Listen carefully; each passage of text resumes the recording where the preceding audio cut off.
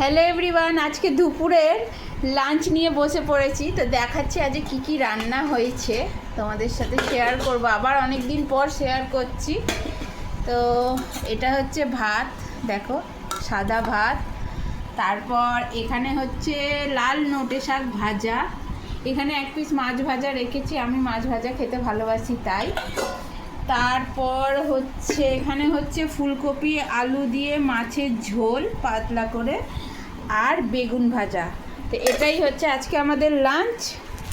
তো চলো পুরো সেট করে নিই, মানে সব থালাটা গুছিয়ে নিই, তারপর আবার তোমাদেরকে দেখাচ্ছি।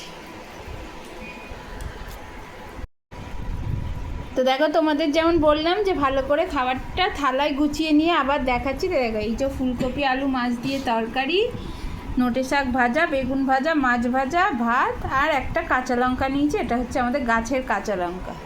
এটাই হচ্ছে আজ দুপুরের আমাদের লাঞ্চ।